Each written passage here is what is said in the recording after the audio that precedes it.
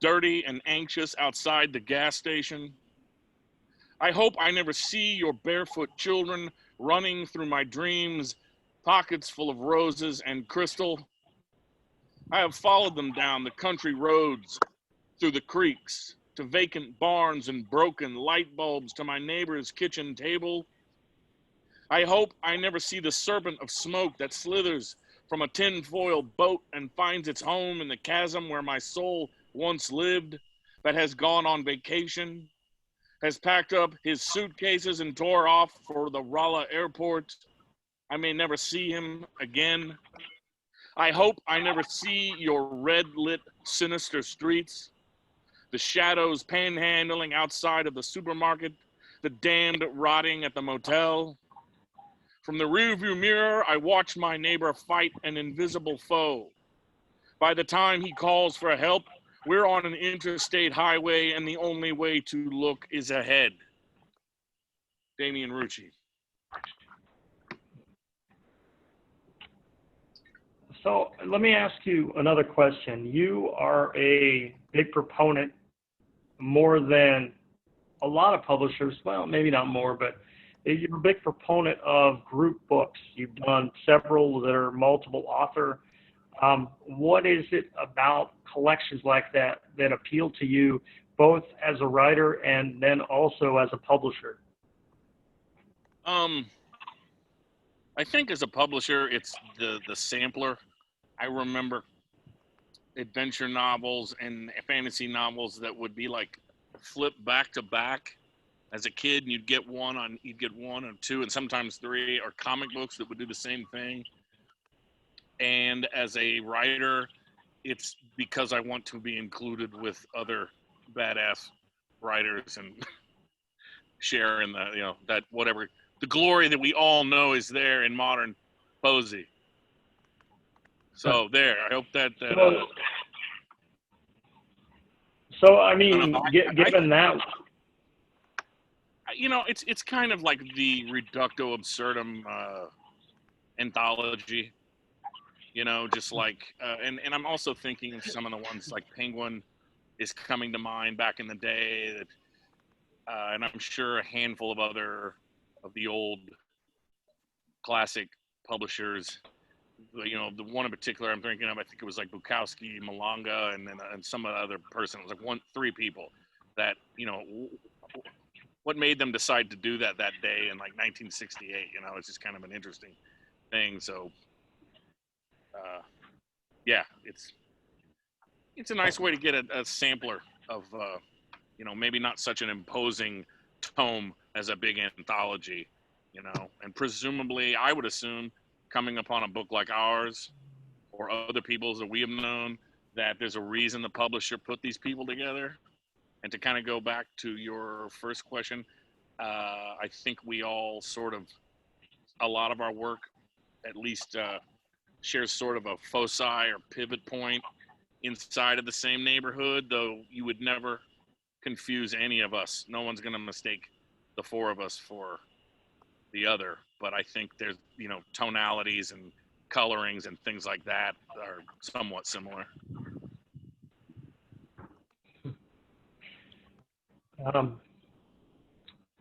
Yes.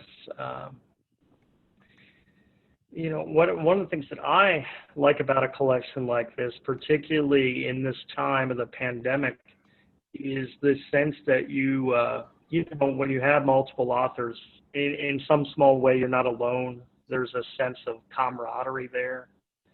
And I hope that, because I too enjoyed the Penguin editions, and I hope that this book stacks up to those to some extent. I mean, you're not trying to create the same piece. I'm gonna. Well, I also, if I may, I also envision these as kind of almost touring books. I mean, that's the fantasy anyway, at least, is let's do this and let's go out. And it's like the album that we all made together on the spur of a moment. And we're going to spend the summer pushing it. And then, it retires to its little chair on the porch and its pipe later in life and does whatever it needs to do. But I'll shut up now. I'm sorry. That's all right. What I'm going to do is have each of you guys read some poems, and then after you've done that, I'm going to come back and ask a few more questions. I'll probably ask Victor some questions. But what I'm going to do right now is, Jason, have you come back on and just maybe select like 3 or 4 pieces for now that you'd like to read, and read those, and then we're going to have, I'll introduce Victor, and then we're going to have him read some pieces as well. Was that all right? You want me to read those right now? If you can. Okay. How's that? You look like a raccoon going through a garbage can. Yeah. What I am is a fucking poet getting his ass bit by fucking mosquitoes out here. Hey, you're the one that chose to go outside. Well, this is called Open Letter to Lucas Jackson. And Lucas Jackson was Cool Hand Luke, the character. You sad sack of new meat, you. You beheader of parking meters, you. You malicious destroyer of municipal properties. You unrecognizable pup. You failure as a communicator, you. Backsasser, box dweller, rabbit blood, hog gut. You tireless devourer of eggs, you. You kicker of bucks, you. You chain buster, gun fetcher, natural born world shaker. You backroad swamp runner. You good old boy, you cool, big, beautiful handful of nothing, you. Laugh it up, kid. May your mind never be right. Did you guys hear that truck in the back? Did that kind of add a little backwoods ambiance? Well, we lack an ambience, we make up for an ambulance. Boom! All right. This is called Wherein It Conquers the World. It rolls with the punchlines and bends like a skinny tree in the wind. To that point, just before snapping, it tips its hat to the ladies, tips the scales in favor of the little man, tiptoes off the tip of your tongue and swan dives out into the wide open marketplace of ideas. It curves effortlessly into the helical turning of glowworms and screw guns, the perning and gyring of falcons on the horizon and copters circling ominously above your neighborhood. It will drop some knowledge on your dumb ass, drop $1,000 in a weekend like it's nothing, but it will never, ever drop a dime on anyone for anything. It pounds and pounds on the door at the top of the high stairwell of night, demanding an audience with whoever is in charge of this clusterfuck shit show. It carries water, chops wood, carries more water, chops more wood, all with the hope of attaining enlightenment, as in that big E enlightenment. It folds the space-time continuum from time to time in order to bring 2 seemingly disparate points of view together.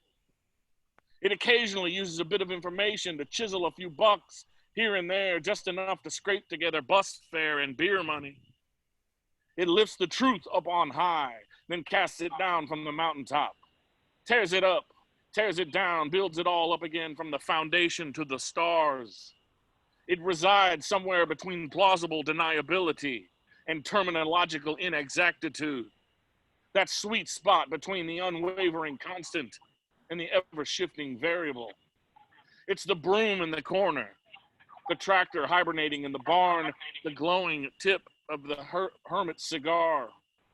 It's the sun pooling on the tree line, the blue moon in the window, the classified section of a foreign newspaper blowing along the docks in an icy gray wind. It's the futile and eternal dog-tailed chase for truth, or its nearly identical twin at least. Down and down the spiraling corkscrew snake hole of ever-diminishing returns.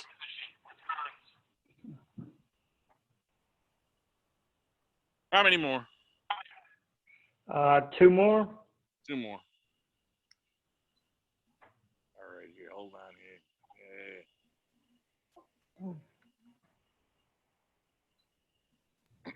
This is called My Shoes, My Belt, or My Haircut Never Got Me Laid. It's kind of an ode to aging, I guess, and becoming boring. Got no fancy gilded pot to piss in, or bay window overlooking some majestic scene to throw it out of. Got no antique grandfather clock to tell me what time it is. No Teddy Rooseveltian mustache or Walt Whitman-esque beard to express my ironic sense of masculinity. Got no basement full of home-brewed and bottled cases of beer or wine made from weeds and wildflowers from my backyard. No Euro trash, wannabe or fashionista-like need to see or be seen making the scene. No need to primp, preen, vogue, and parade my bohemian credentials, beta minus at best. I have no shame or need to defend my belief in the profound depths, nuances, and complexities of an expertly crafted vanilla ice cream.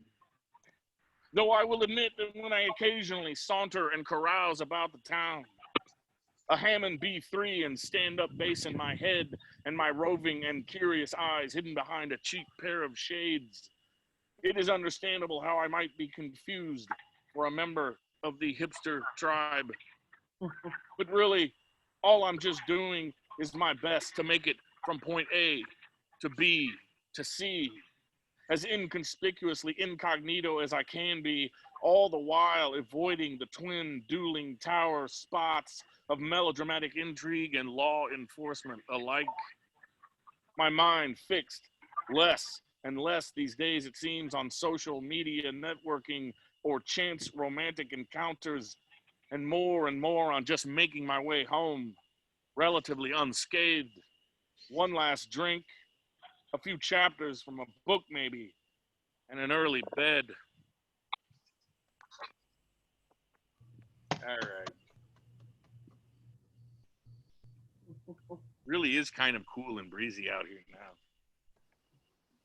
I hope you're enjoying those mosquito bites. I am.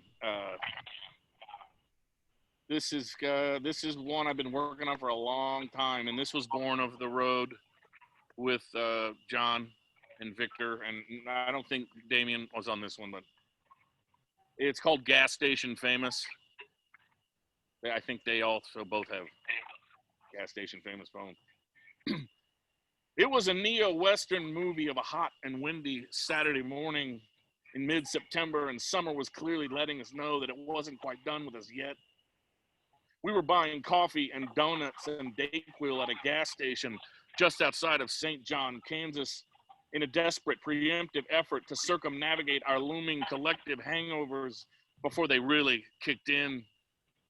I was wearing all black, doing my best working man chic, third-rate Tom Waits, Mike Ness shtick, big boots, big belt buckle, and paperboy hat rakishly angled. Victor had more of a coiffed and groomed punk rock hip-hop thing going. Red Chuck Taylors, baggy jeans, a black stingy brim, and silk bowling-style shirt showing his sleeves of tattoos, plus just the faintest hint of cologne. And John was doing John as only John can do. Golden ringlets and big, bushy Walt Whitman Taliban beard. A few grains of powdered sugar here and there. Classic black-rimmed Buddy Holly nerd glasses with the obligatory bit of duct tape to hold the whole shaky framework together. And Doc Martens with Virgin Marys painted on them. It's possible we may have appeared a bit exotic and outlandish to some of the locals who came and went with their purchases that morning, not from around here, written all over us. And the three of us just sitting there on the bench outside, sipping our coffee, scratching away at lottery tickets, trying to figure out our next move while watching a lone tumbleweed drunkenly meander its way north on US 281. Every now and then a car or truck would slow way down to check us out, make a U-turn in the parking lot, and then drive by again. Hell, maybe they wanted to kick our weirdo beatnik asses. Maybe they didn't want our type in their town. Or maybe we just had the up all night hangover caffeine paranoia blues. You never know. But we had no time for that foolishness anyhow. We needed pancakes and bacon, greasy, runny eggs and coffee. Always more coffee. We were on tour.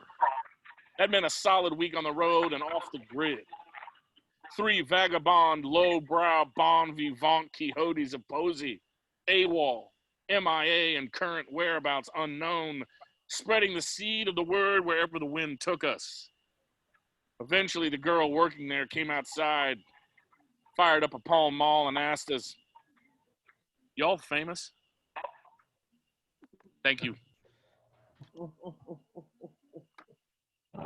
Thanks, Jason. I'm going to kick this over to Victor in a second, but I want to ask you one more question that I intend to ask him as well, and I'll ask Damien too if he comes on tonight and we see him, which is, like, I asked Sean Pavey the same question, and I like to ask it of everyone, which is, like, obviously there are a ton of books of poetry. I mean, you've published a ton, there are a ton out there.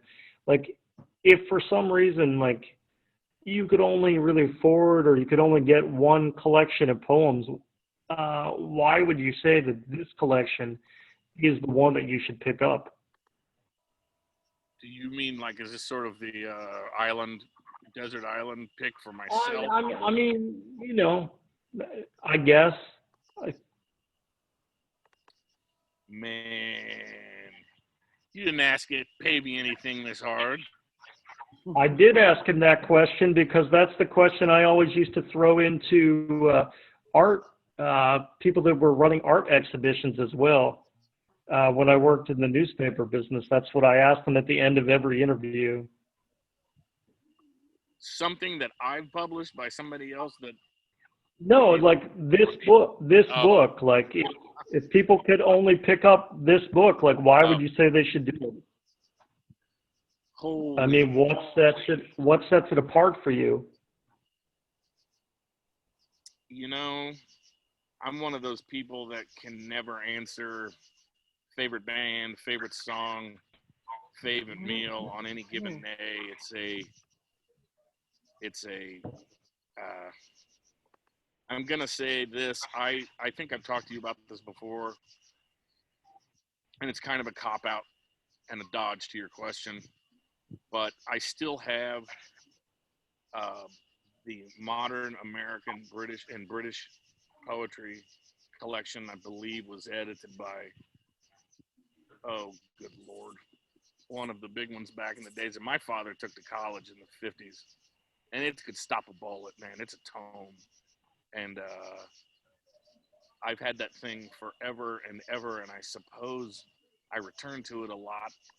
And it was a pretty ballsy book. I mean, at least in the American side of things, it started out with Walt Whitman and Emily Dickinson as the beginnings of the modern. And to its credit, ended with a lot of Howl published in it. And this was probably issued in 1957. And that's a book that I've had for 30 plus years. And I guess whether somebody else should own that particular edition, I don't know. But certainly some version like that has weathered the years. So yes, that was a complete artless dodge and cop out of your question. Yeah, you didn't really answer the question at all, I have to say. And, you know, and this book is not as big as that book, clearly. And if we were trying to stop a bullet, you'd still wind up with a flesh wound, which you would deserve for dodging my question. But see, the sheer tensile strength of the poems in that book, it more than makes up for, you know, place it anywhere, you know, several copies anywhere will be fine. Jason, as the youth culture likes to say, I'm canceling you right now. Oh no. I just built that statue.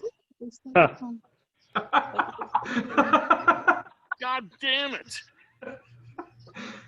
Oh man. You know what? I'm gonna at least end with this. I am consistently knocked out and proud by every year since I've kind of maneuvered myself into the alpha position at Spartan of the stuff that we publish. I wouldn't keep doing it. I mean, we're probably going to do close to 50 books this year by the time it's over. I did 40 something last year. And that's, so yeah, I guess I'm saying, I'll give you the entire package, you know, for, you know, a couple of bucks as my answer, you know, to somebody that, I'm really proud and knocked out every year by the stuff that is sent to us and we publish, and that's not just shameless ass kissing right there, I promise. No, I understand. I know that you take a great amount of pride in what you do, so I know that it's not. Um, well, I'll leave you with that question at that. And I will say before I go forward that this podcast is, as everyone probably knows who tuned in, is Oac Books Presents. And I wanted to start it as a monthly event to kind of as a thank you to Osage Arts community. I don't know if Mark touched upon it when he talked, but for those of you who don't know, Osage Arts Community is an artist residency here in southern Missouri that takes applications on a regular basis, which is my hint to anyone who hasn't been here.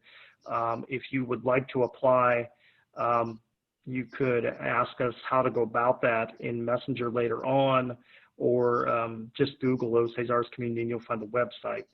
So I just want to say thank you to them, and I will continue on here. And the person I'm going to introduce now, I mean, every reader on this event for me tonight is sort of conflict of interest because I love all of you. But Victor Clevenger is my very best friend, and we're going to have him on here right now. He is the author of a number of collections of poetry that are out there. I think he first contacted me by sending a copy of his very first book to the mailbox here. And from that, we struck up a friendship. He currently has a new book out, aside from this book, through Analog Submission Press in England, called A Walk Down Memory Lane.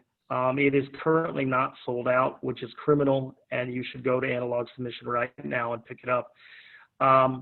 But without further ado, I'm going to have Victor come on and read 4 poems like I had Jason do, and then I'm going to ask him some questions as well. So I'll stop talking and let you talk to Victor Clevenger. Here we go. Thanks, Johnny. Love you. All right, so first I want to thank OAC also and Jason Reberg for all of this.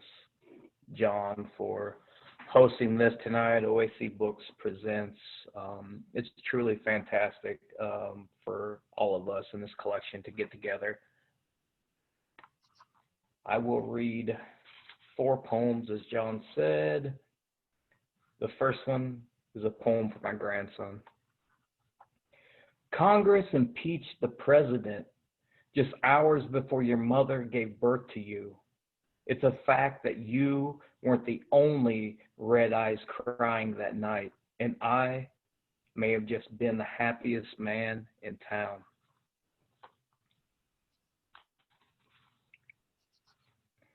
I'll flip through here. There's quite a few in here. This collection, when it was put together, had a lot of current events, plus it reached a span of history for me that I grabbed from the past. So there's quite a bit in here, just to pull it down to 4.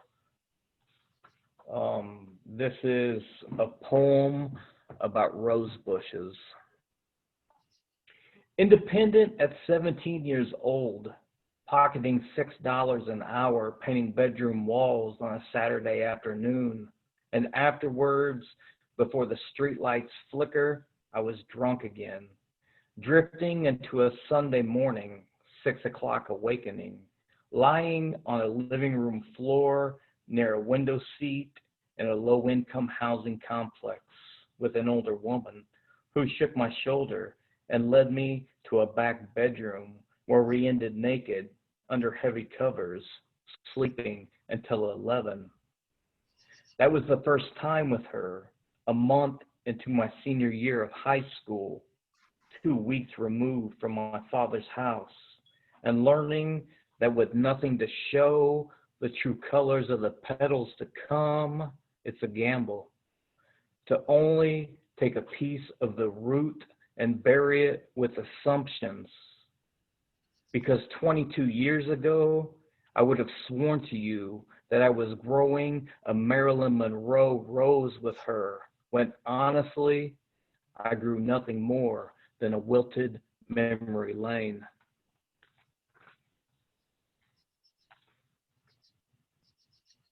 Here's a short one. It's titled I Am Legend, or Poem About Helping My Children Build Valentine's Day Boxes. Damn, I am watching your dad. I just turned this off and on, I and don't it know did what to it tell you. again. Let's listen to this. Oh, let's see. Go put on the charger. Give it a break. Not that low. Hey, Chrissy, you're not muted.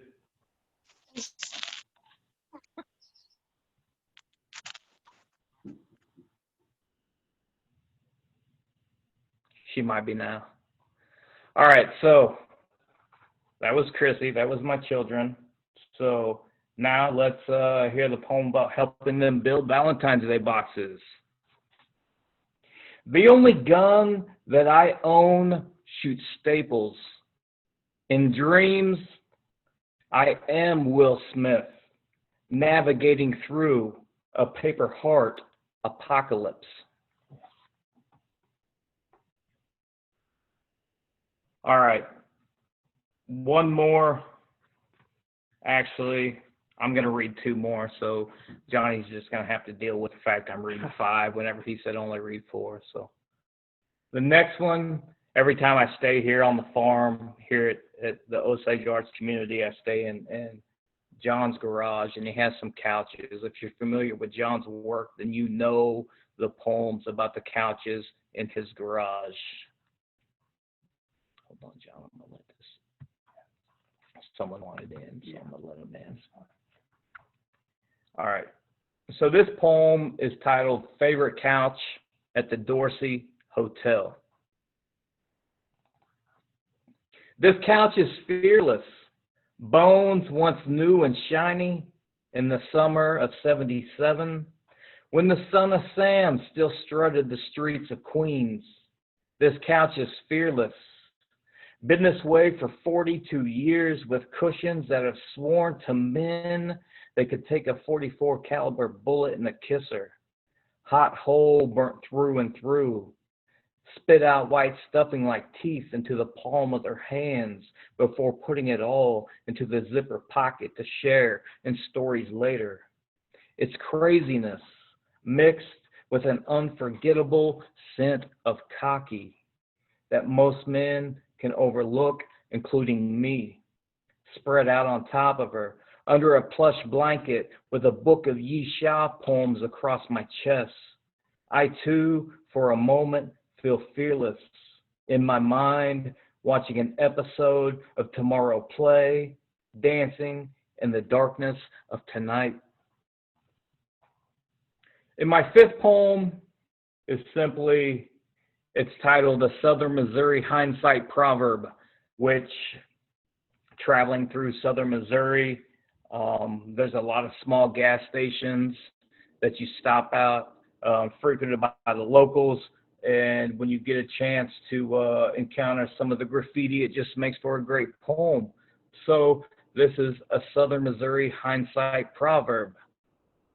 On a rusted out condom vending machine that hangs on a wall in the bathroom of a small gas station off Highway 67, someone has written, "Your daddy should have bought one of these.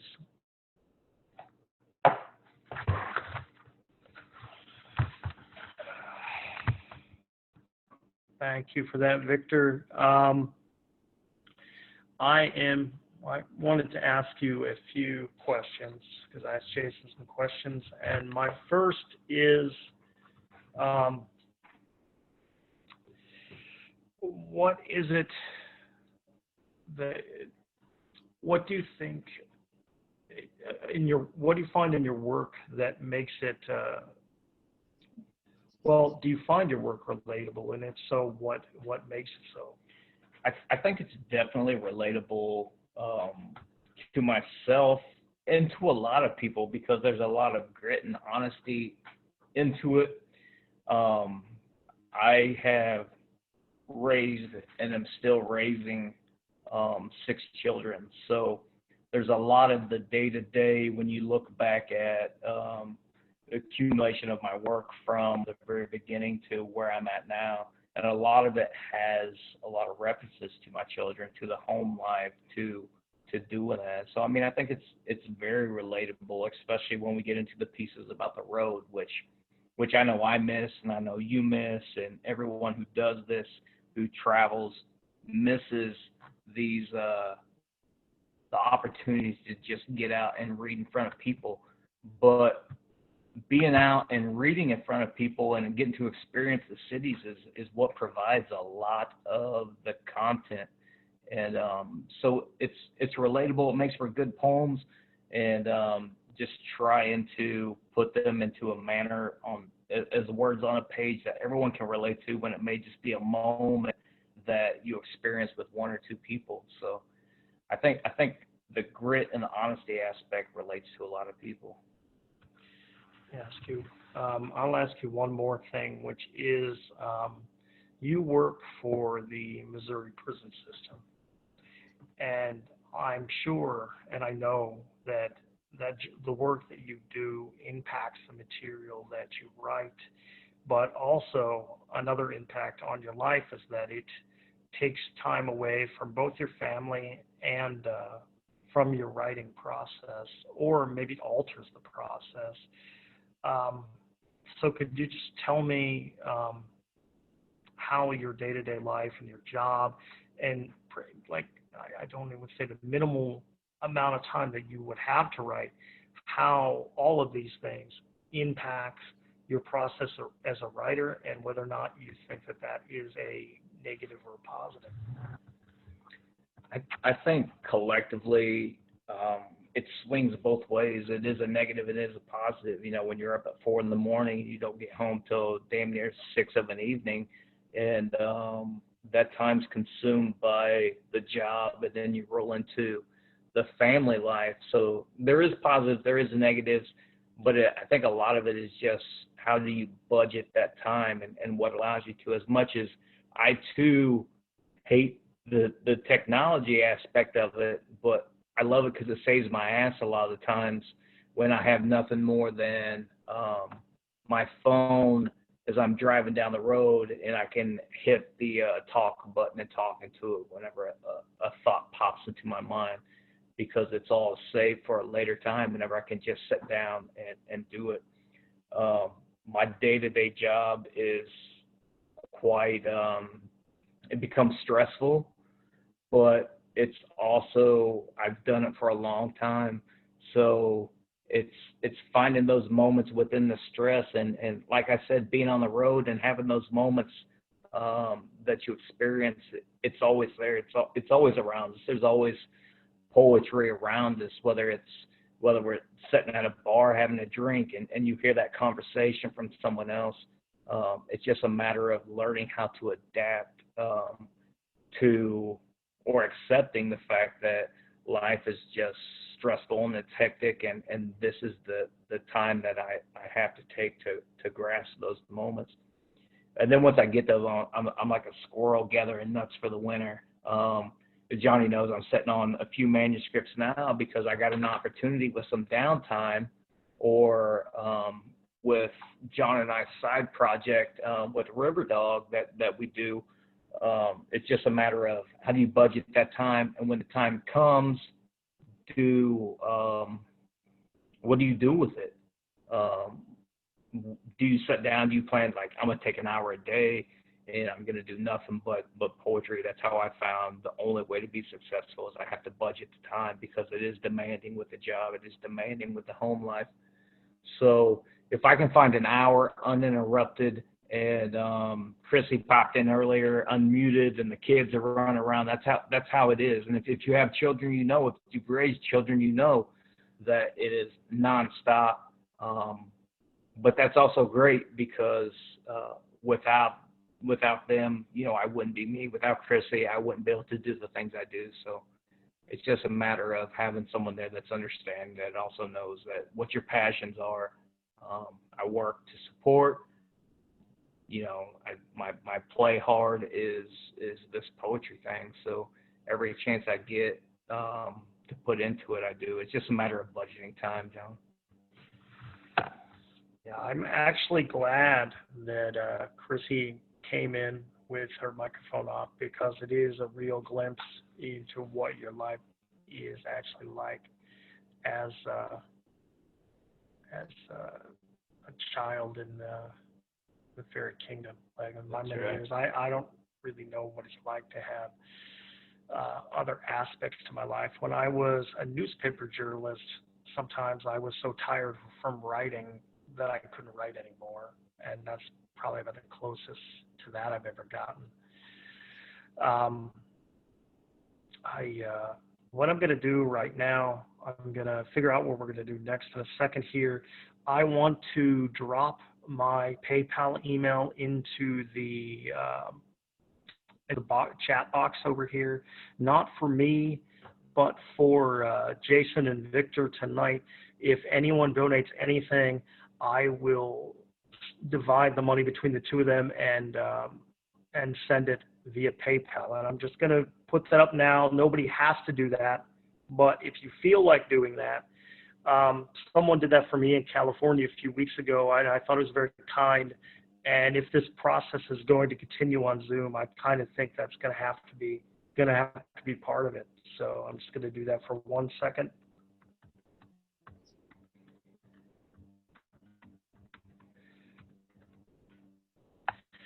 And there you go. That's all the more it is. And I thank you guys just for being here in general. My plan this evening was not to read it all myself. What I think I might do at the very end of this program is just pick one poem from this book of my own that I like the best, and I will close the program with that one poem. But I want to give as much time to everyone else as I can. So with that, I am going to ask Jason if he is still out there. I'm going to see if he's paying attention to me right now. Huh? Oh, great. You're awake out there. Since I am not positive we're going to get Damien on here tonight, maybe he shows up, maybe he doesn't. And if he does, that's wonderful. Since I'm not positive he is going to be here, if you could do me a favor and read 2 of his poems right now, and then once you're done, I'm going to have Victor do the same. If that's okay by you. I think he's signing in as 2 snacks. Well, he is not here now. I can tell you that because it would tell me. It popped up in the chat. Is okay. It says I'm here, but it's not. Damien, if you're there, man, unmute. Reveal yourself, brother. Oh, sorry. I didn't know how to unmute. There he is. Nice. Don't completely reveal yourself. Hey, man, well, all right. It's good to see you, man. Good to see you. You're looking good with that scratchy facial hair right there. Trying to rival you, John. You're looking similar.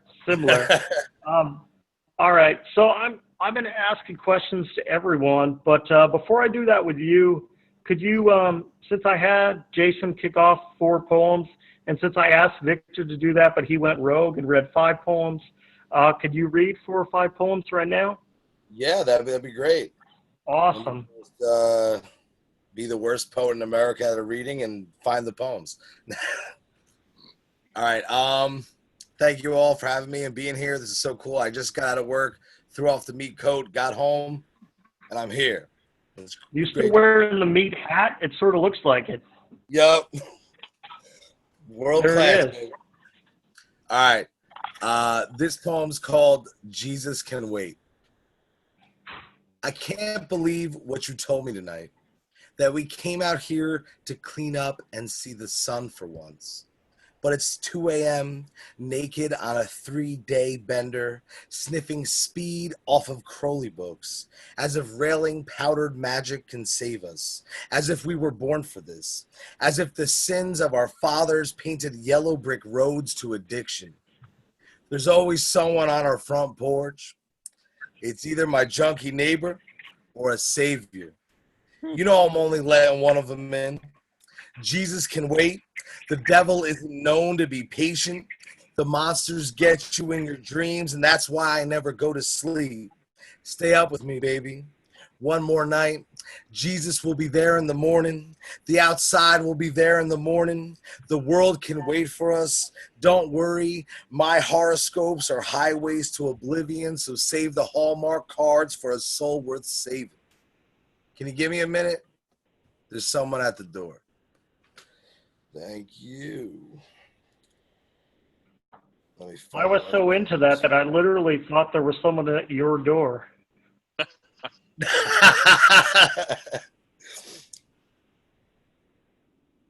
That raccoon's back, John. Is he back? Is it the really fat raccoon? Something out here. I thought you were talking about me. No, right. Jason's the Raccoon King. The Raccoon King?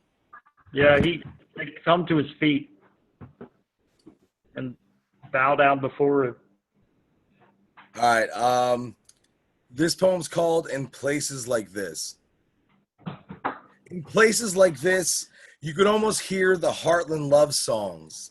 The other night, someone's baby daddy raced the devil down Route 28 and lost. His motorcycle bent into an obelisk outside of the supermarket, a monument to a moment now eclipsed by sorrow. In places like this, the buffalo no longer roam. Instead, they circle the skies as pensive white clouds, bringing rain down on the brimmed hats of farmers. Their children smoke marijuana, hunt for the cool glow of urban rebellion. The distant horns of longing fade in the foothills. In places like this, we dance along the gravel roads, in the beds of pickup trucks with the lights out so we can watch the galaxy spin above our heads, watch the gods sway in celestial winds, cheap beer, our sacrament to nirvana, or whatever destination awaits us all in the dark. In places like this, I am a ghost.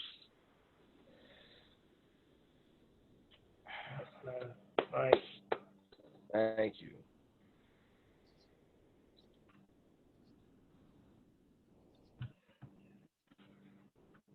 I'm so tired of having all my poems on my phone.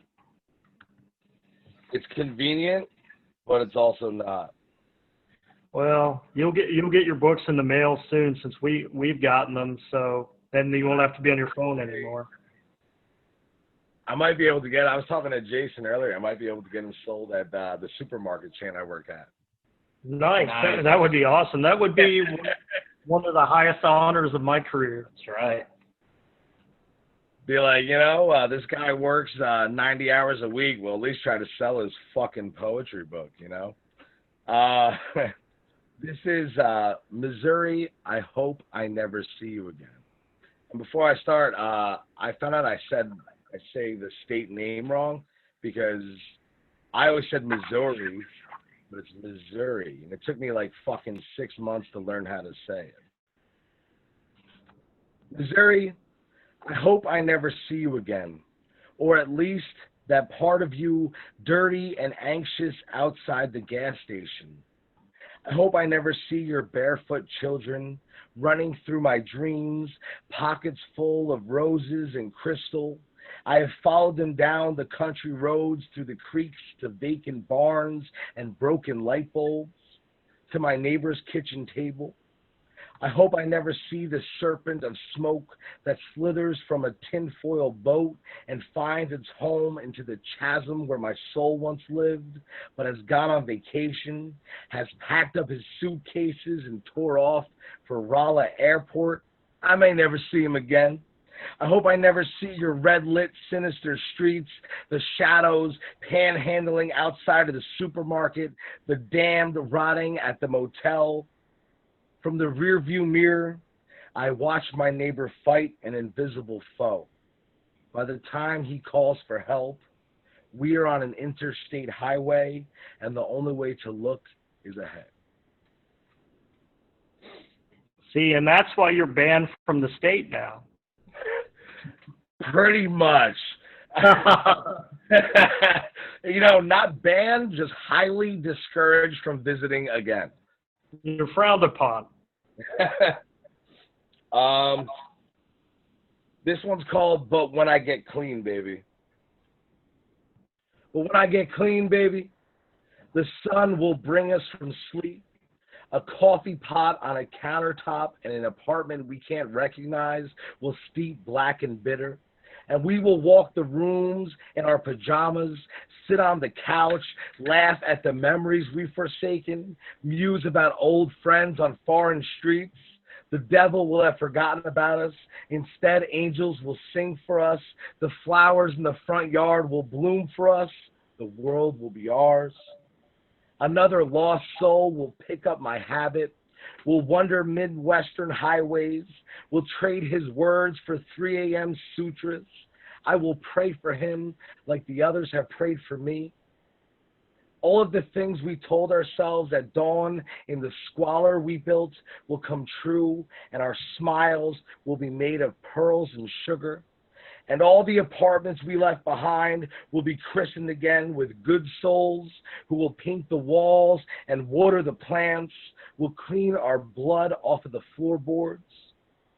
When the sun tucks its head beneath its bed of clouds, we will blow kisses to the heavens, and I will hold you until the sun welcomes another day.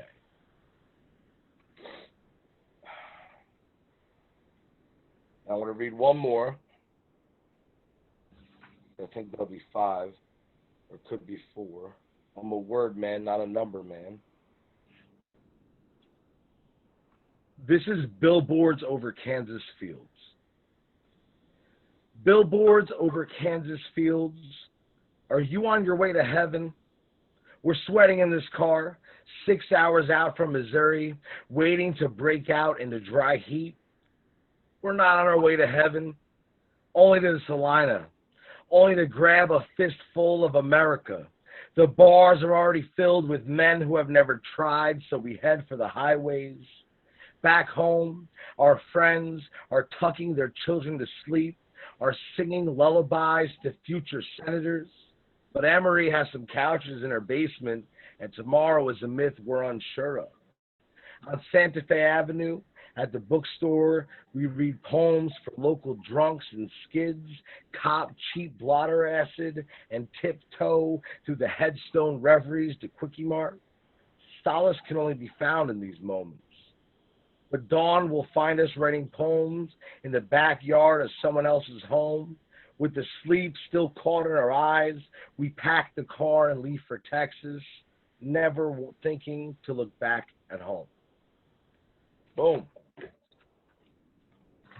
Thanks, man. I want to ask you 2 questions. One, obviously you and I have been friends for a while, so I knew you when you were in New Jersey, and then you came down here, and now you're back there. How do you think your time spent in Missouri impacted your writing? I mean, obviously you've written about it. Do you feel like a different writer, and how so? So, I went to when I came back from Missouri during a global pandemic, it was terrible, right? I was out of work for 4 months, and it sucked, and I feel like I really made some growth in how I feel. So when I was in New Jersey the last time, I hated every job I worked. You know, I've always worked a lot, but I always had this vision that a real poet lives purely off his poetry. If I wasn't touring or selling everything I have, then I was not trying hard enough. And the problem with selling all your shit is when you get home, you got nothing, right? And I did that like 5 times. And then I got back to, I went out to Missouri for the second time with Rebecca, and I had a lot of great experiences. You know, like I was not the best arts resident. Okay, like straight up. Like, but I had so many good experiences. You know, like I made so many friends, and I was exposed to different cultures, and I explored, and I learned, and I worked, and but the problem is that I'm not good with free time, and I think that's what the residency taught me, because I had a job the whole time I was out there.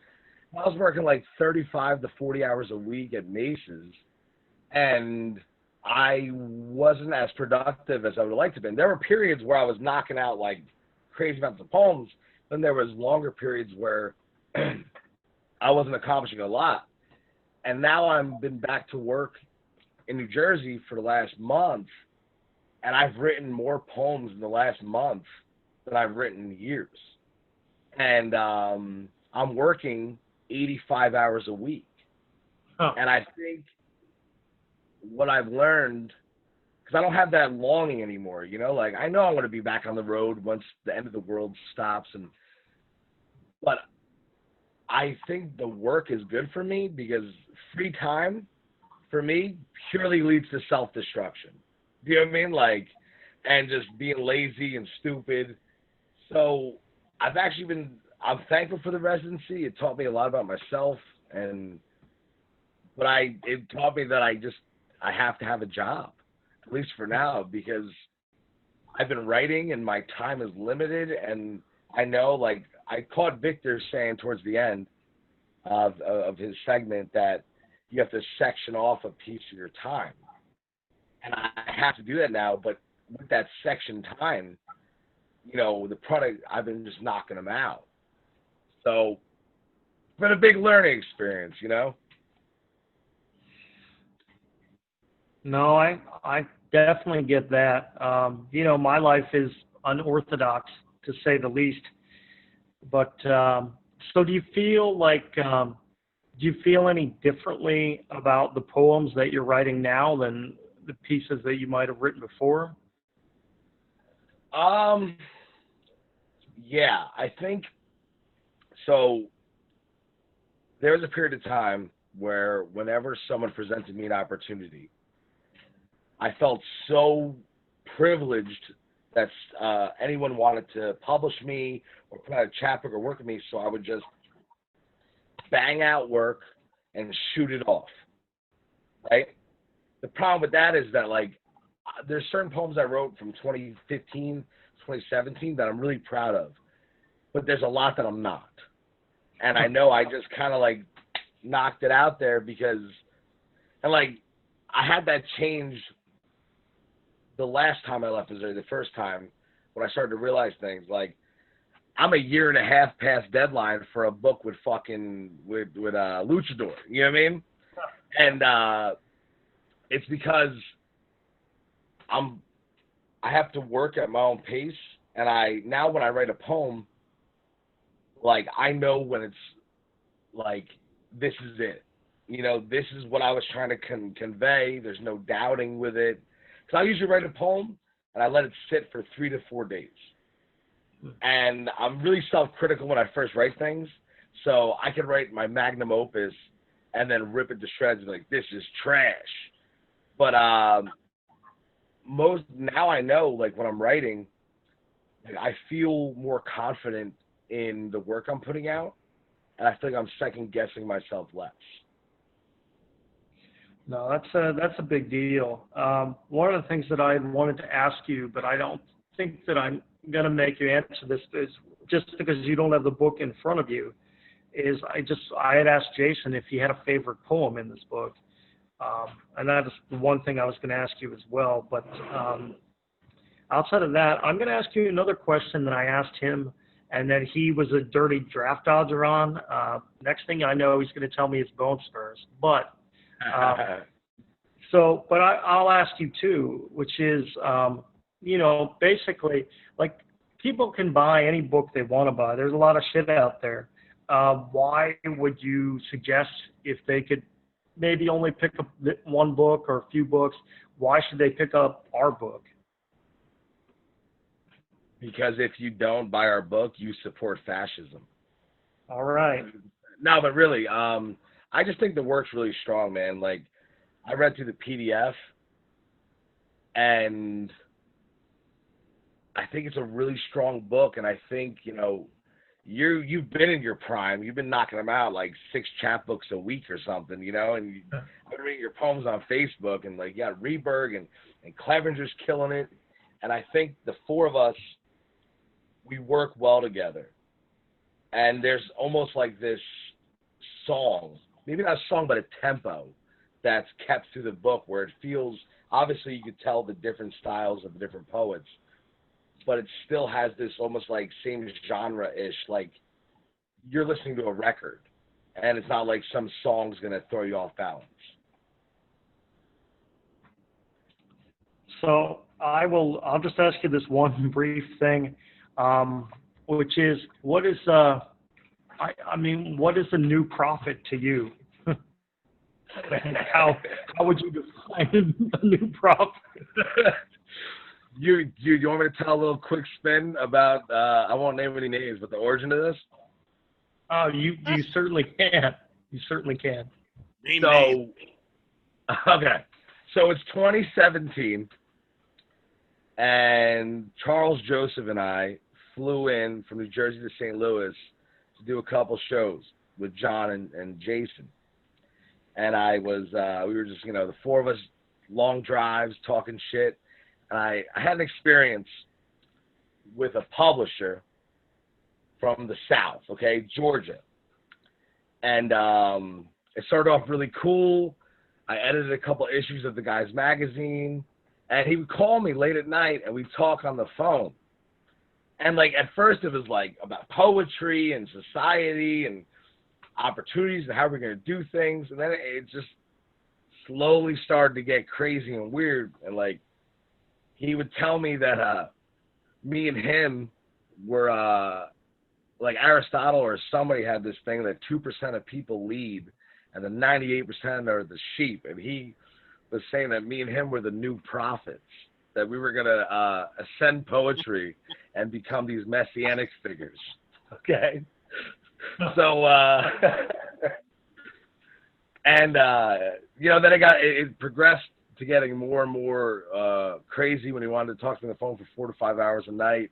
He wanted me to leave my fiance so he could leave his wife, and we'd move in together in his family's plantation home.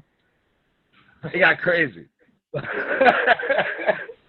You could be a Southern gentleman right now. I'm looking back on it, and I'm like, maybe I should have fucking done it. Got like a nice house. You could be sipping like, right whatever, now. dude. There's no eye contact, and we'll wear socks. It's all good. I'm just going to say that if anyone sends Damien $50 in a Coke, you will get a special surprise, more than you expect. So I'm about to start an OnlyFans and you pay $50 a can of Coke with a subscription. Yeah, thanks, man. And I don't know how long you can stay on with us, but I'm gonna kick it back to one of the other guys here for a second, and then if you're still here, if you want to read a few more poems, just stick around, man. I should be on for a little bit longer, definitely. Okay, well, just holler at me on here if you're about to have to go, because then we'll have you read a poem before you go. All right, definitely. Cool. All right, let me get my chat screen back here. All right. This has been pretty awesome. I just want to say that everyone, we've had this book up for pre-sale for, I don't know, maybe around since the 1st of August, I think, something like that. And we got 100 copies of the book yesterday, and they are limited edition, and they include a broadside, or actually a broadside by each of us that were made especially for this edition by Sophia McDougall, who's a resident artist at OAC, and she did a really, really nice job, and I want to thank her for doing that. I'm recording this, so if she isn't tuned in, she can hear me saying thank you later. But if anyone here tonight would like to pick up a copy of that book, you can contact any of the 4 of us, and I'm sure we'll be happy to send you one. Or you can wait and get it on Amazon when it becomes available on there. Right now, it is only available through us. And you can purchase it this evening if you'd like to. I put up my PayPal email earlier, and you can purchase it through there or catch one of the other guys. If you need that information again, just let me know in the chat window, and I will make it available. And with that, I am going to ask Victor if he will read a particular poem for me. It's a special request. I didn't realize for a second that it was in this book because I've been really absent-minded lately, but it's my favorite poem of his in the book, and it's your piece about South Aiken Avenue. Yes. You want to tell the backstory? Yeah, I will tell the backstory to this, which is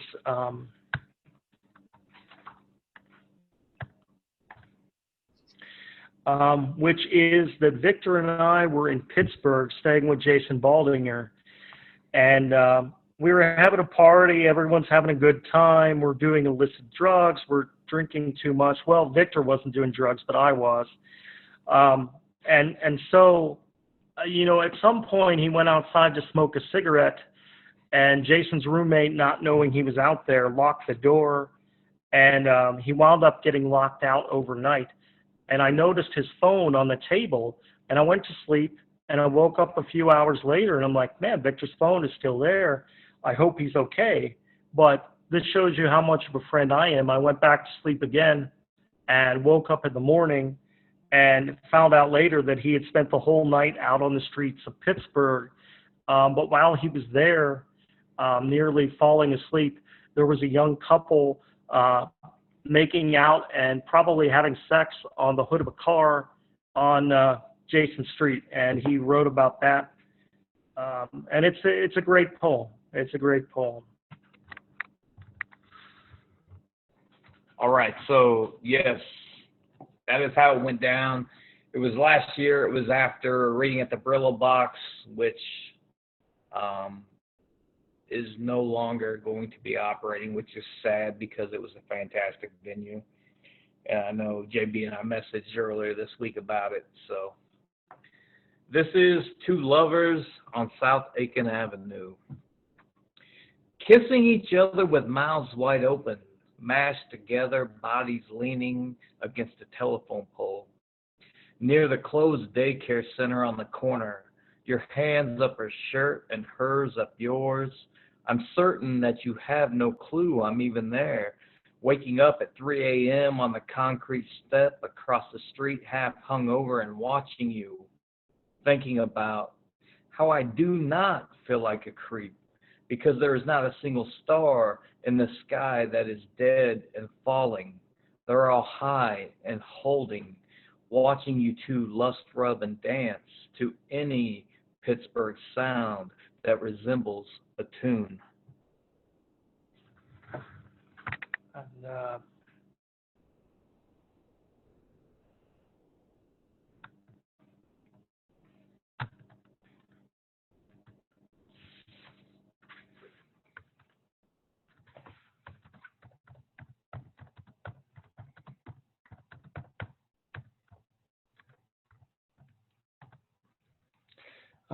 And thank you for that, Victor. I really wanted to hear that poem, and I was so glad that it was in this book.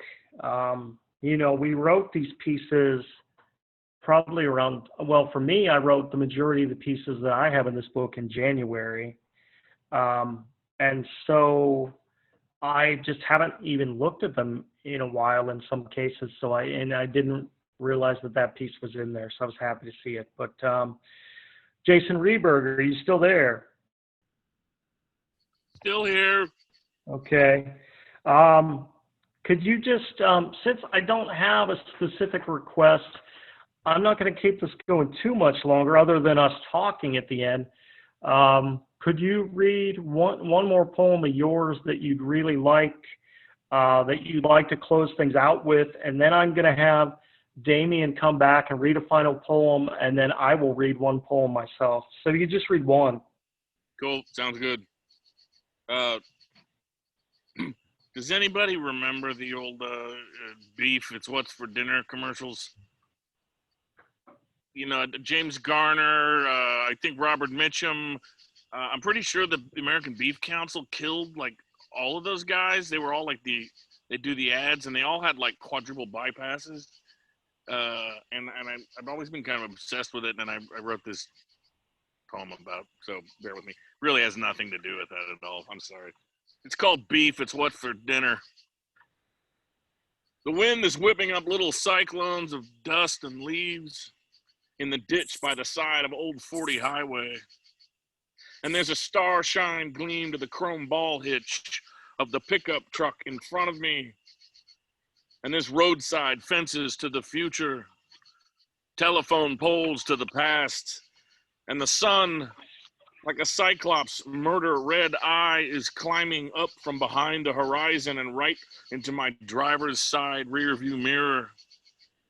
And Walk, Don't Run by the Ventures is playing now on the radio, and there above it all, a lone falcon or hawk sits calmly, surveying its little fiefdom from the top of a billboard sign that reads, "Beef, it's what's for dinner." You got that right, pal. That's so appropriate. As someone who has gravy running through his veins, I appreciate that. Many years on the road, you write about those little things here, just whatever comes to you.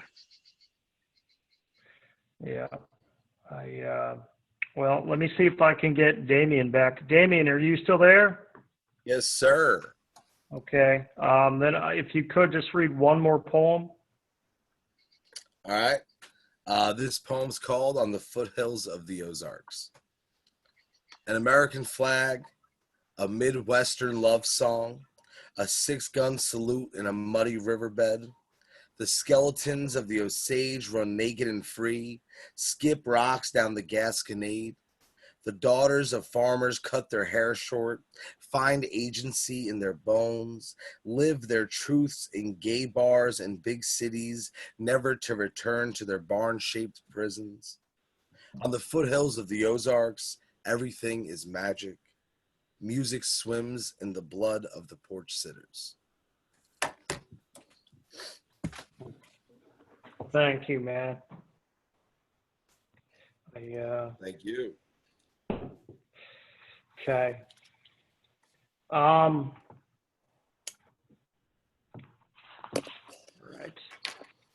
I am going to. I'm going to read. I was going to read one poem, but I am going to read two very small poems, and that'll pretty much close out the poetry, unless the guys want to read something else. Then I will open it up to the audience to ask any questions you like, and then we could just, after that, if there are any questions, we could just talk amongst ourselves. Because in this time especially, it's nice just to have someone to talk to. But I want to, before I go into it, I just want to thank everybody again for tuning in today. And I want to thank anyone who will listen in once I upload this to YouTube. We don't care how you listen, just so you listen. So if you catch this later, the whole point is to hear the poetry, and I hope that you do. and I hope that when you hear it, you send OAC Books your money and pick up this book, because I'm also a crass capitalist. All right. I want to dedicate this short poem to Mr. Greg Edmondson, who was my previous neighbor, who, when he would get intoxicated, would mention Mick Ronson at any chance he could. For those of you who don't know who Mick Ronson is, you're luckier than I am. And I have to say, I had no idea who the fuck he was prior to meeting Greg. So I'm gonna read this poem that I wrote for Greg. It's called The Ballad of Mick Ronson. For maybe the 1,000th time, Greg mentions that his father once compared Mick Ronson to Chet Baker. One man's rhythm is never the same as another. There isn't enough whiskey here to keep his sadness out. It's just a good thing they're both dead, or they'd have to sit here listening to his story too. Wow. That's just my Mick Ronson hate. I don't hate Mick Ronson as much as I hate Chris Evans, but it's a close contest. Shut up, John Dorsey. Yeah. And last fall, I went to London for just about 3 weeks. It was a great experience. I do think I got COVID-19 there, but that aside, I brought 75 books in a suitcase and I sold all of them. And I saw a great country. But one night, my friend Kristen recommended this really terrible hostel called the Venture Hostel in an area called Tanner's Hill. And, you know, she's a nice girl, but she had never stayed there. But it was, they actually had beds that were triple bunked, and they tried to put me in the middle, and I could barely get in the middle, let alone breathe. So I got down, and I called, and I messaged Victor, and we talked like half the night, and I wound up sleeping in a bathroom stall.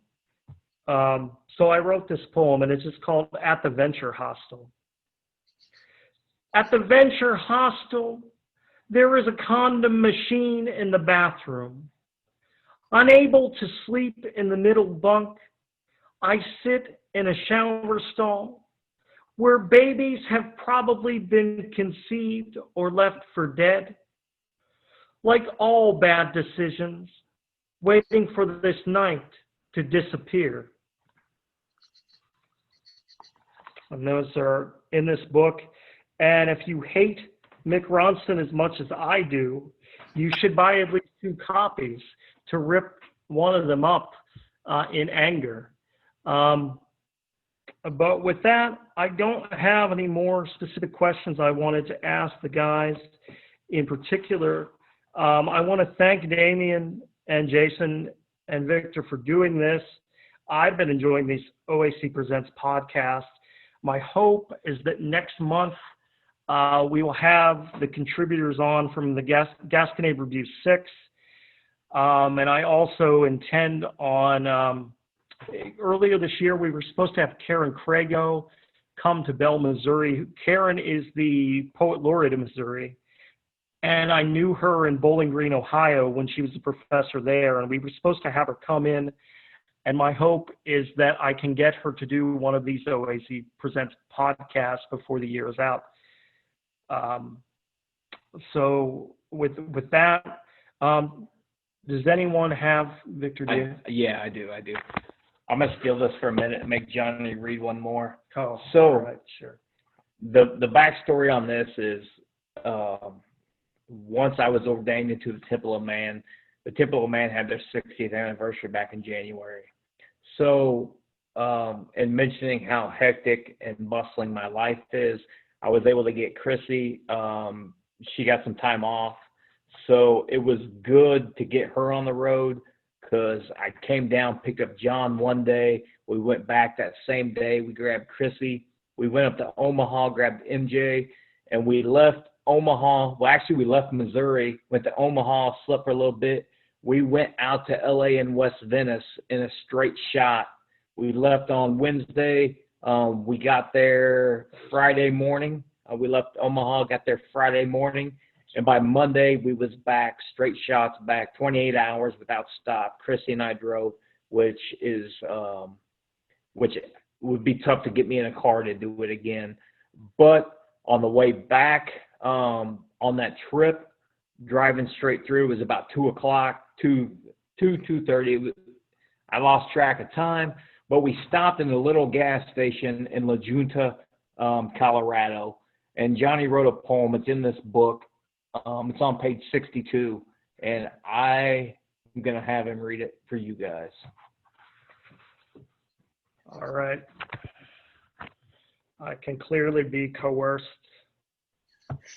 I've started writing these poems. Let's see here.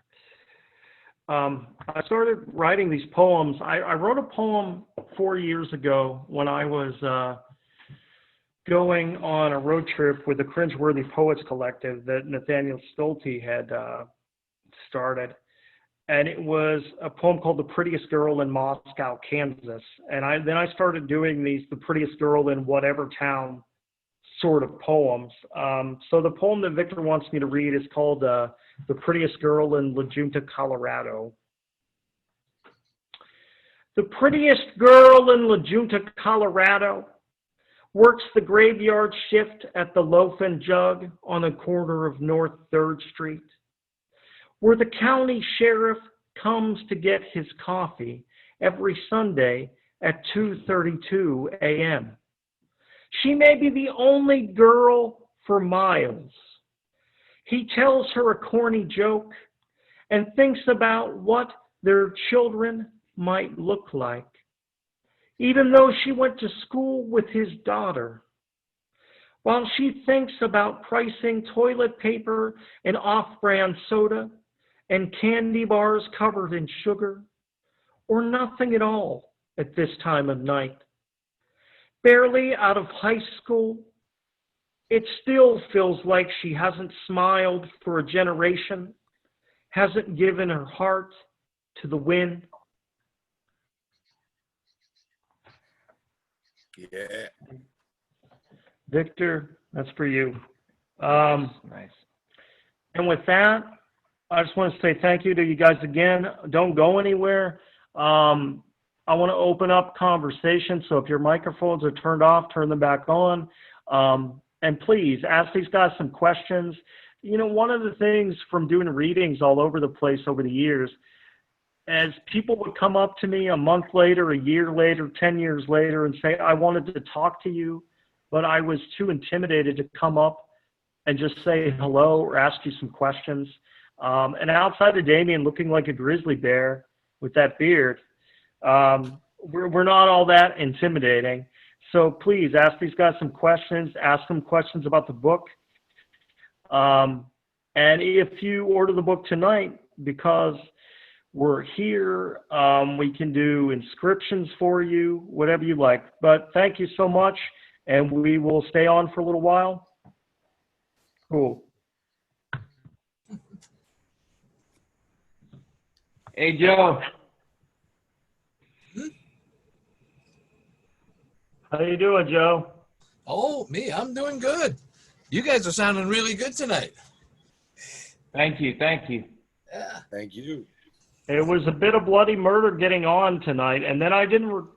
I don't think I recorded Jason's first answer to a question, but after that we got on it. So the original plan was to shoot this from the old building that was like a chicken coop here on the farm, and it was fantastic. I'm gonna try and.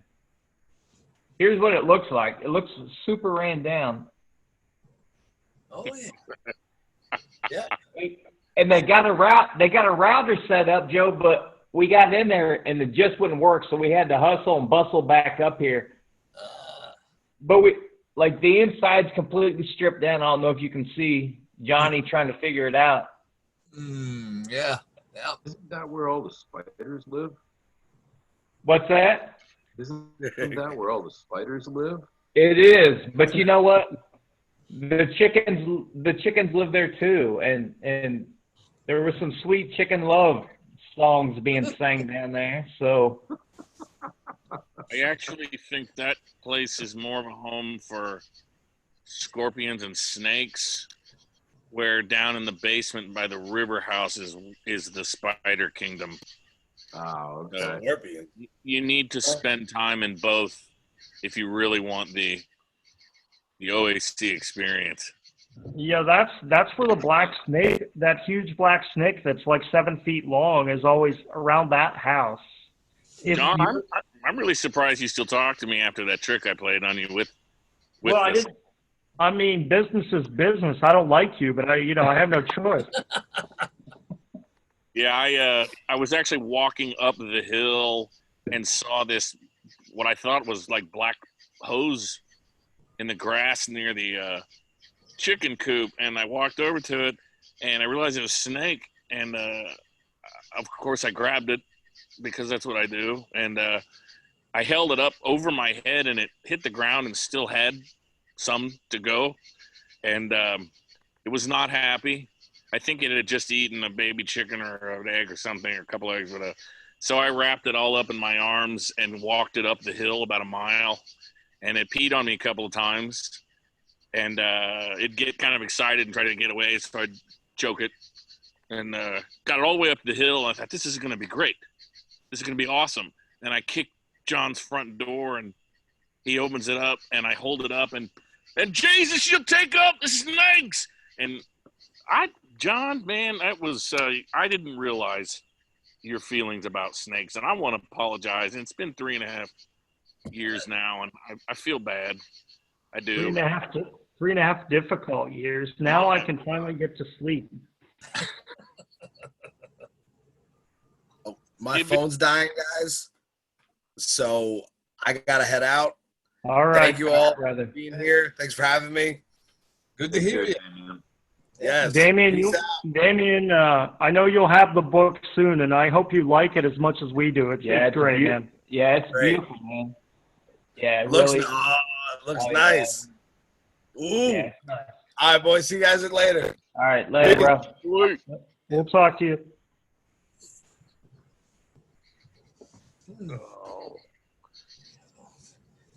Joseph, how's your book doing? Not so bad. It's moving pretty good, and the reactions are wonderful. I'm Good, really, good. Folks are really liking it. Yeah, I hope you came around on that cover. I think it's a pretty striking book. I've had a lot of people say that about it. Yeah, I agree. I had initial reservations about it, but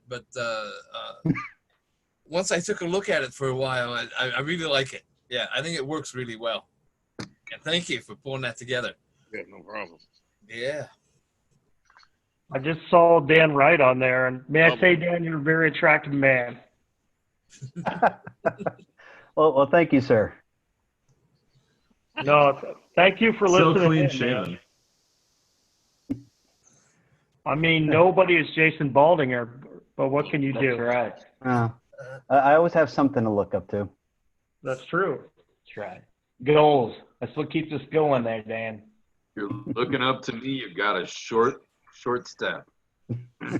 Hey, Jason, you got HBO in that motel? Yeah, Okay. I'm actually watching Turner Classic Movies though. Just hope you have the Meg. Saturday Night Noir. Jason, you are the realistic man's American dream. In an Econo Lodge in Bradford, Pennsylvania, watching the Why do you need more than that? on the motel.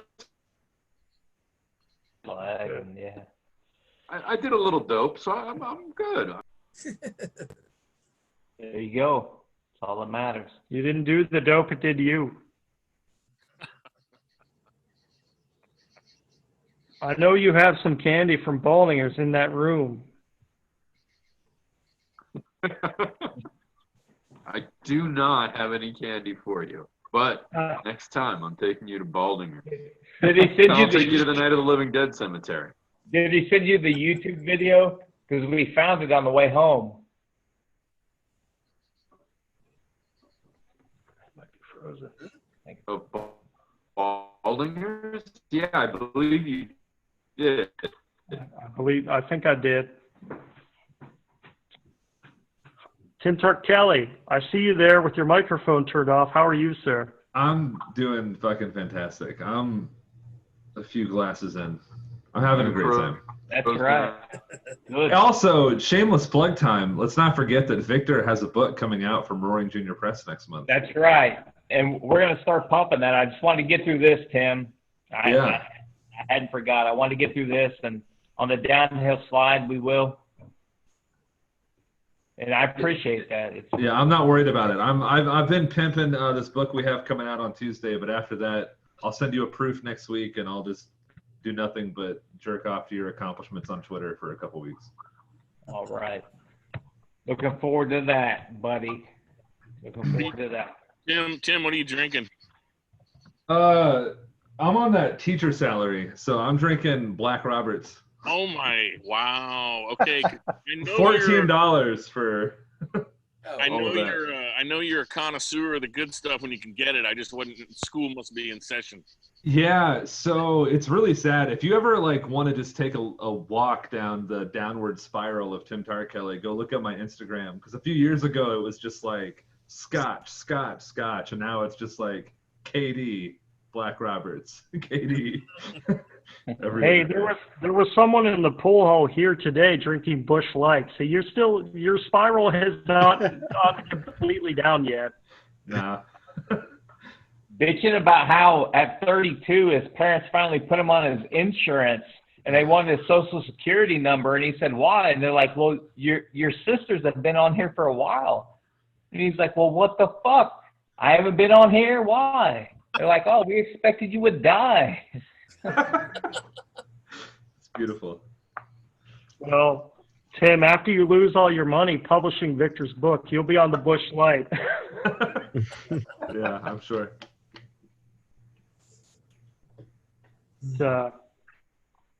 Man, I also want to say, Chase Dimmick, you're looking lovely this evening. It's great to see you.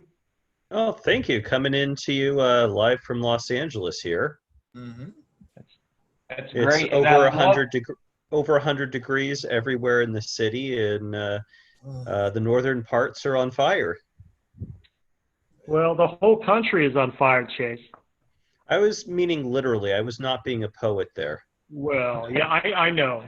And I love the bird photos. Oh, the bird pictures? Yeah. Yeah, birds are slow. I didn't mean for it, but birds are slowly becoming my identity with my job. So I'm just leaning hard into being the bird poetry guy on campus. I'm up for tenure this year. In Omaha, there's a legit bird man. Yeah, there's a bird man in Nebraska that lives in an old retirement building that actually makes bird call sounds outside his apartment. He might be a little mentally ill, but if you're ever outside MJ Taylor's apartment, you will hear the most beautiful bird sounds. And they're coming from a man. Yes. I have a theory that there are really no birds. There are just men that make bird sounds. So there's just like 6 or 7 men in that house making bird noises to each other, and that's just kind of their fetish. It sounds beautiful. It sounds beautiful. They're like a bird man barbershop quartet. I'd like to say this: those fires were brought to you by the fine folks at the U.S. Postal Service, as was this podcast.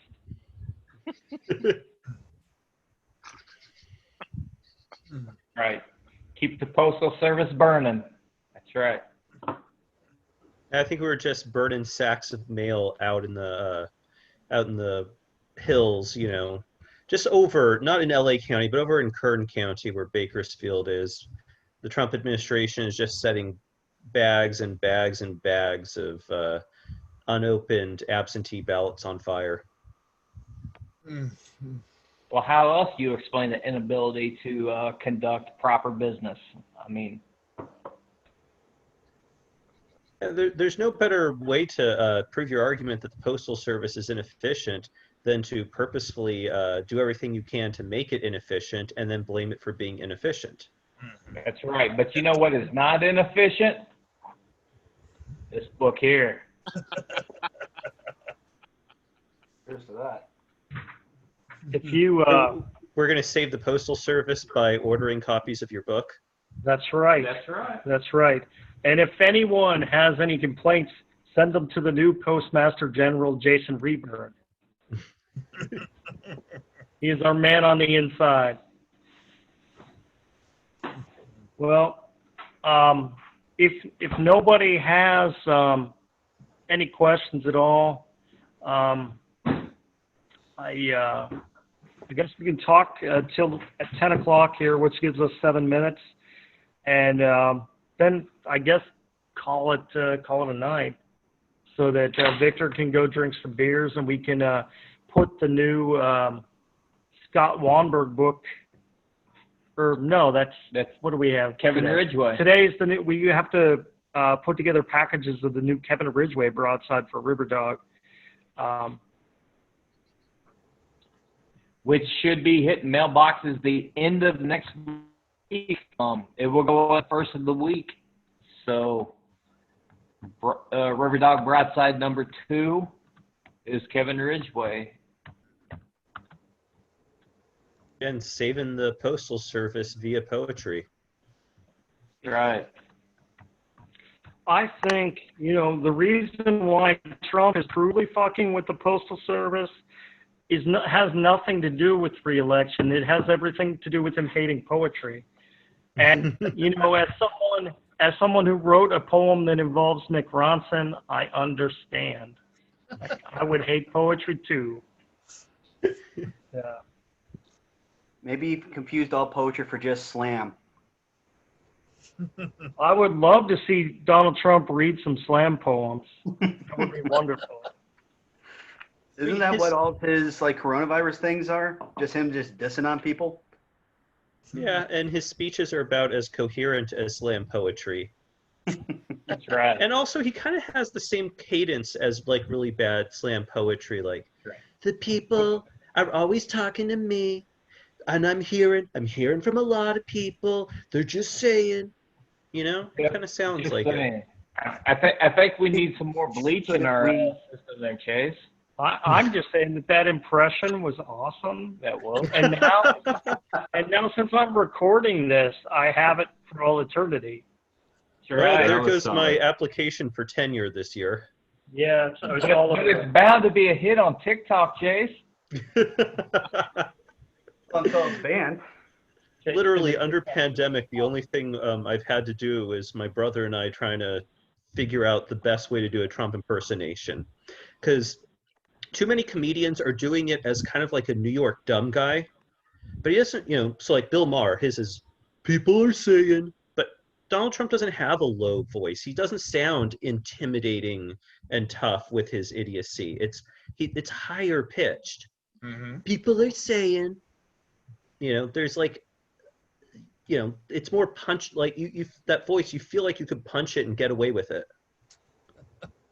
You got to think of it as the only Alzheimer's patient that you could not feel bad punching in the face. For listeners, I want to make it very clear, anybody on my tenure committee, that was somebody else that made that comment. That's right. That's right. Yeah, if the NSA is tuned in, I love America. I just want to throw out. Dan, right. I saw you drinking a cocktail. What did you have there? Oh, just Canadian Club. Well, right now it's better than American Club. So that's the truth. Yeah, how did they smuggle it down here past the border? Oh, I got this before things went sideways. It's well aged. We'll all decide to stock up. 6 months.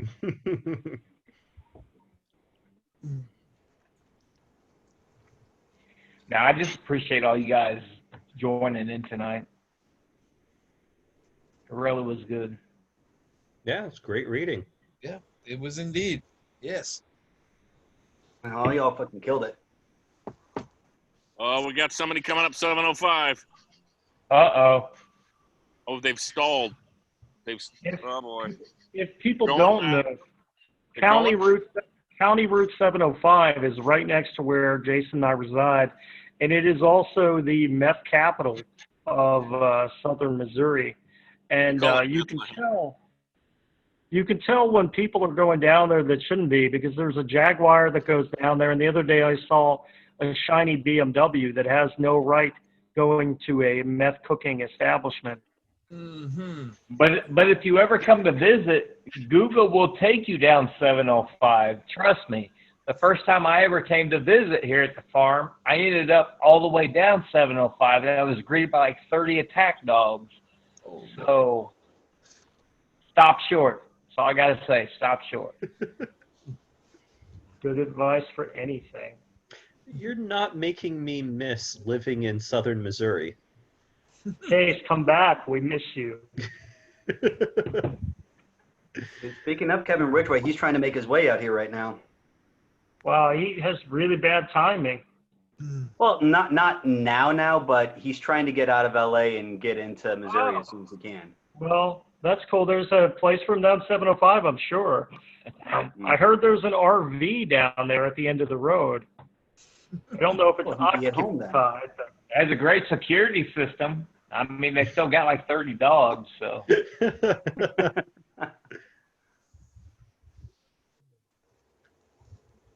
Well, you know, southern Missouri, not for the tame of heart. No. I hope Kevin would be all right out here. But with that, I think I'm going to let you guys go for the evening and just say thank you for being here before I say any more incriminating things that I'm recording. But thank you so much, and we'll do this again next month. I have to go look at a calendar tomorrow to tell you the exact day, but on Monday I'll post a date for the next OAC Presents podcast. And I'm taking a little break after this, and the next thing I think coming around will be there is an open mic that is usually operated out of Bell Book and Candle here in Bell every month, and it's going to be online this month on August 29th, I believe. And I think that's at 7 p.m., but I will keep everyone posted on that. And then I'll just, today I just got offered a reading with Luke Kusmich, who is a poet from Erie, Pennsylvania, who is going to be releasing a new book himself. So that'll be about 4 weeks from now, and I will let folks know. And like Tim said, Victor will have a book out soon from Roaring Junior Press, and we look forward to that. And Jason Reberg is just a river of books, so you have to find out more from him. But thank you guys for being here so much. And real quick, as far as River Dog, we are counting down. John Phillips' book will be released in October with the new, it's unpublished work of Scott Wamberg's. The zine will come out in October. And somewhere between our downtime in October and the first of the year, we will be on Zoom. And probably after the zine comes out, we're going to reach out to all the contributors around the world, and we will set something up on Zoom with River Dog and give everyone a chance to. We're super excited.